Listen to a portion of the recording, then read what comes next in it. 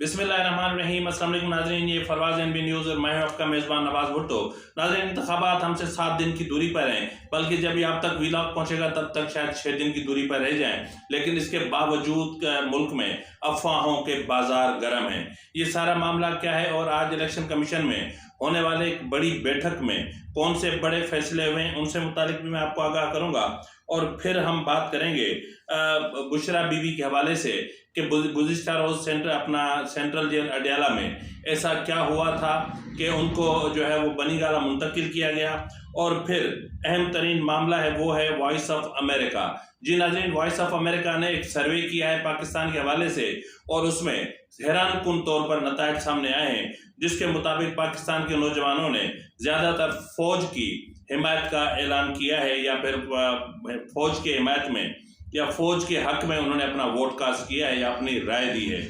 और दूसरे नंबर पे कौन है और उसके बाद तीसरे नंबर पे कौन है, इन तमाम उमूर पर हम आज के व्लॉग में बात करेंगे। आपसे इल्तमास है कि अगर आपको मेरा व्लॉग अच्छा लगे तो मेहरबानी करके मुझे सब्सक्राइब करना, लाइक करना और शेयर करना मत भूलिएगा।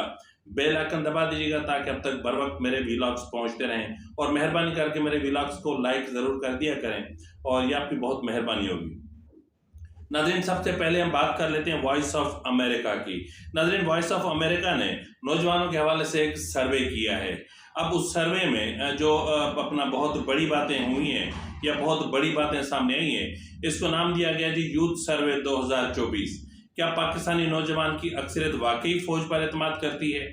अब उसके जवाब में जो है वो सामने जो नताइज हैं उसके मुताबिक वॉइस ऑफ अमेरिका के सर्वे में पाकिस्तान के नौजवानों की अक्सरियत ने फौज पर एतमाद का इजहार किया है, जबकि मुल्क की 15% नौजवान ऐसे हैं जिनका कहना है कि वो फौज पर बिल्कुल भी एतबार नहीं करते। सर्वे के नताइज के मुताबिक आम तासुर के बरक्स बलोचिस्तान में भी फौज पर मुकम्मल एतबार करने वालों की शरह 66% जो अपना 64% है। वॉइस ऑफ अमेरिका ने यह सर्वे बैनुल-अक़वामी इदारे एप्सोस के जरिए कराया है, जिसमें 18 से 34 बरस के नौजवानों से ये सवाल भी किया गया था कि उन्हें किस कौमी इदारे पर कितना एतमाद है। नौजवानों की अक्सरियत यानी 74% ने फौज को सबसे ज़्यादा काबिल एतमाद इदारा करार दिया। फौज पर एतमाद करने वालों की शरह शहरी और देही इलाकों में तकरीबन बराबर रही, जहां हर 4 में से 2 नौजवानों ने फौज पर मुकम्मल एतमाद का इजहार किया। दिलचस्प बात यह है कि आबादी के लिहाज से पाकिस्तान के सबसे बड़े सूबे पंजाब में दीगर सूबों के मुकाबले में फौज पर मुकम्मल एतमाद करने वाले नौजवानों की शरह कम है। कम क्यों है वो भी, इस पर भी हम बात करेंगे। फौज पर बिल्कुल भी एतमाद न करने वालों की शरह सबसे ज़्यादा इस्लामाबाद 23% है। सबसे ज़्यादा इस्लामाबाद में 23% है। पंजाब में ये शरह 15%, सिंध में 17%, खैबर पख्तूनख्वा में 11%, जबकि बलूचिस्तान में 12% है। सर्वे के मुताबिक 59% मर्द जबकि 46% खवातीन फौज पर मुकम्मल एतमाद करती हैं। तकरीबन 13% मर्दों और 16% खवातीन ने कहा कि उन्हें फौज पर बिल्कुल भी एतमाद नहीं है। अब नाज़रीन, ये फौज पर इस कदर एतमाद क्यों है? ये बहुत अहम और एक यूं समझ लें कि हम जैसे डेमोक्रेट्स के लिए एक बहुत तकलीफ दे बात है। क्या हमारे जमहूरी इदारे नाकाम हो चुके हैं या वो ये तो पॉलिटिकल पार्टीज के मुंह पर तमाचा है कि हमारे मुल्क का पार्लियामानी सिस्टम, जमहूरी सिस्टम, हमारे इदारे, सिविल ब्यूरोक्रेसी इस कदर अपना एतमाद खो चुकी है कि अब हमारे नौजवानों को खुल के ये कहना पड़ रहा है कि हमें आप पर एतबार नहीं है। और एक ऐसे इदारे पर एतबार होना भी चाहिए। जाहिर है कि जब से यानी क़याम पाकिस्तान से लेकर इस वक्त तक सीधी या फिर बिलवास्ता या बिला वास्ता इन्हीं की हुकूमत रही है, इन्हीं की हुक्मरानी रही है, तो जाहिर है कि फिर जो ये स्याह दिखाएंगे, सफ़ेद दिखाएंगे, इनकी मर्जी है। नौजवानों ने इन पर भरोसा करना है। तो बहरहाल ये आदाद शुमार बहुत तकलीफ दें हैं पॉलिटिकल पार्टीज़ के लिए, लम्हा फ़िक्रिया हैं और डेमोक्रेट्स को सोचना चाहिए कि आखिर ये क्या हो रहा है। आखिर ऐसा तो नहीं है कि हम आगे चल के मुकम्मल तौर पर फौज पाकिस्तान के कंट्रोल को संभाल लेगी। ऐसा भी हो सकता है कि पाकिस्तान में सदारती निज़ाम नाफिज कर दिया जाए। ये भी हो सकता है कि पाकिस्तान में आइन को फिर मुअत्तल कर दिया जाए। ऐसा भी हो सकता है कि जाहिर है कि एक ऐसी चीज़ की जाए जो पाकिस्तान के मुस्तकबिल और इस मुल्क के अवाम के हक में बेहतर ना हो। क्योंकि देखें, जब आप पार्लियामान फैसला करती है तो उसके पीछे पूरा मुल्क होता है, पूरी कौम होती है, और जब एक आर्मी चीफ फैसला करता है तो उसके पीछे चंद लाख जो है वो फौजी जवान होते हैं और कुछ भी नहीं होता।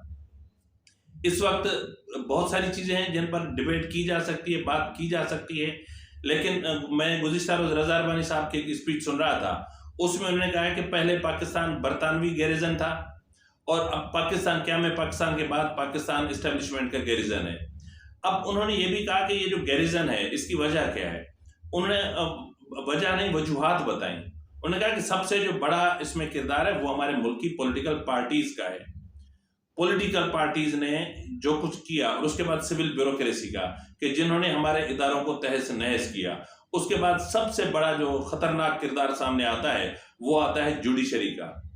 और जुडिशरी ने अपना मार्शल लॉ की जिस तरह तौसीक की और उन्हें आइन के साथ छेड़छाड़ करने के भी अख्तियार दिए, तो यकीनन फिर यही होना था और पाकिस्तान को गैरिजन बनना था।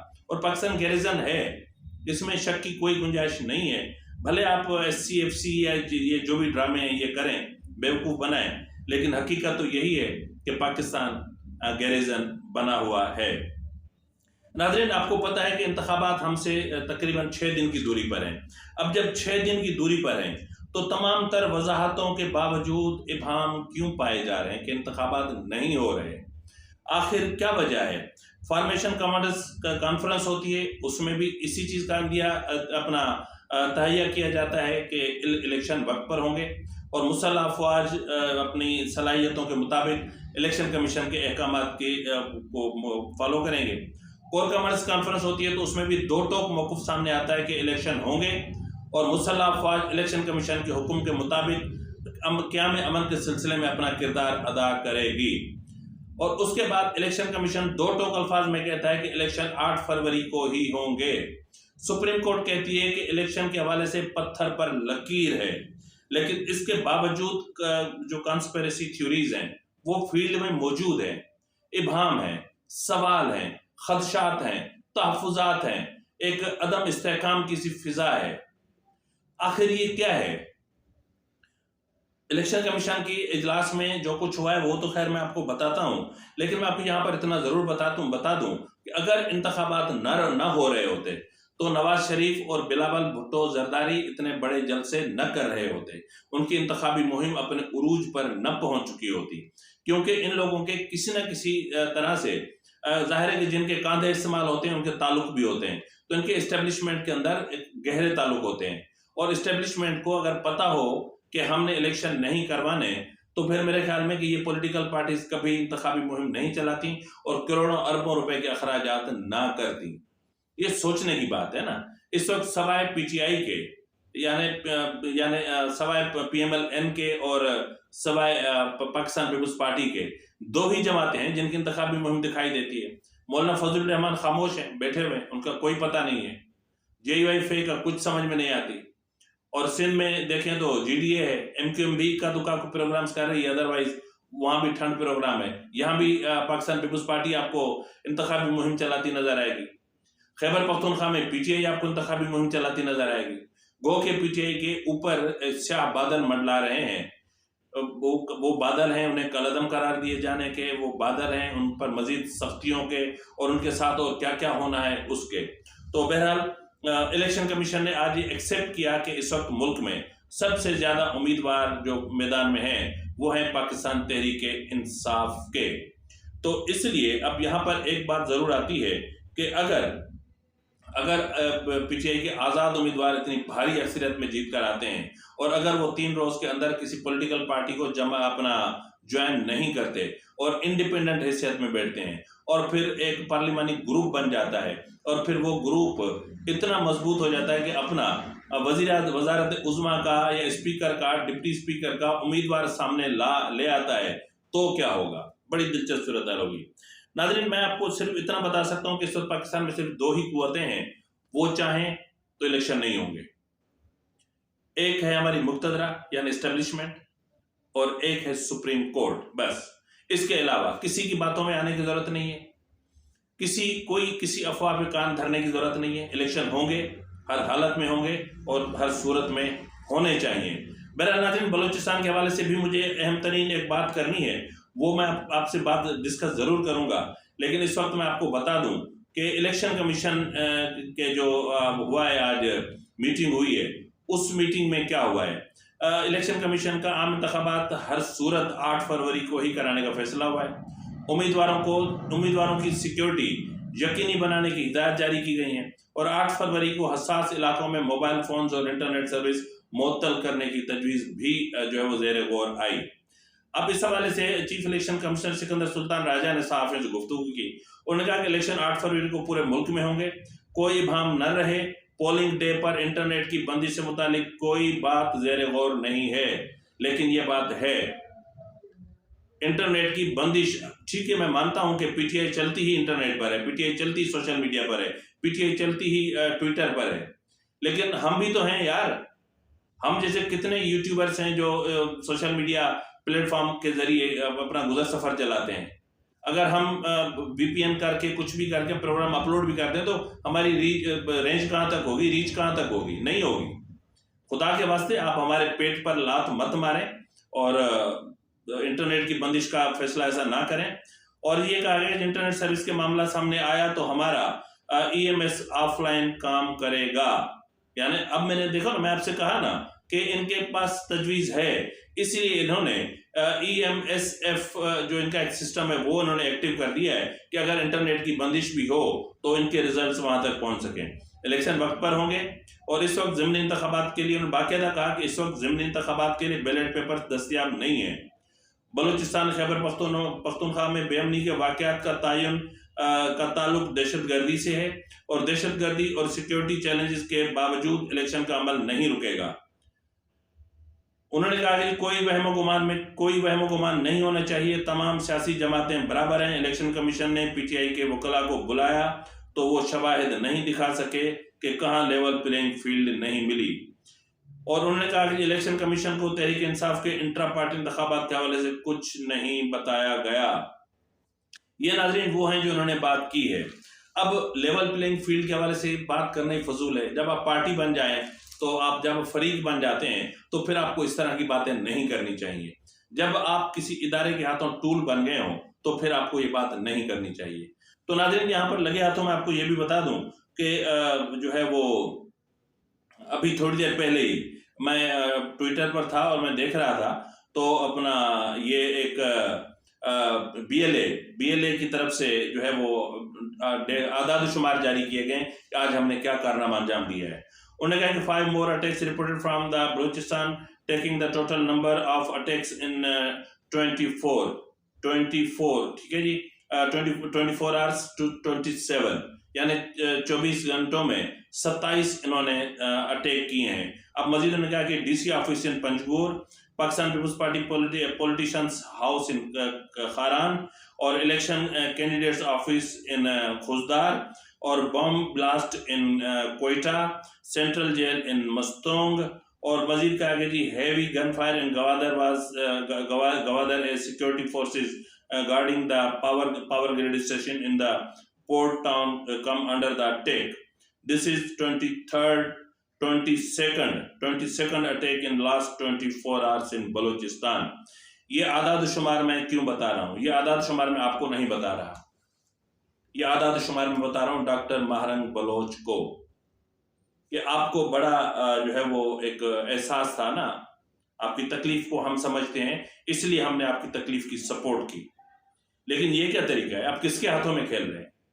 इस वक्त भी तो आपको अपना किरदार अदा करना चाहिए ना। बीएलए और बीएलएफ को आपको रोकना चाहिए, आपको प्रेस कॉन्फ्रेंस करनी चाहिए, आपको एक वाज़ेह मौक़िफ़ अख्तियार करना चाहिए कि बंद करो, ये बंद करें दहशतगर्दी, बंद करें इंडिया के हाथों में खेलना।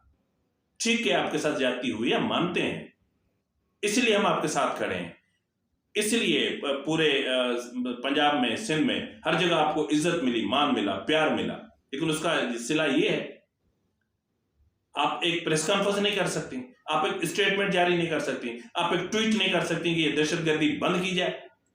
तो बहरहाल डॉक्टर महरंग बलोच को अपना एक किरदार अदा करना चाहिए। डॉक्टर महरंग बलोच इस वक्त बलोचिस्तान की एक मजबूत और तवाना आवाज बन चुकी हैं और उन्होंने जिन्होंने लीडर बनाना था, उन्होंने डॉक्टर महरंग बलोच को लीडर बना दिया है।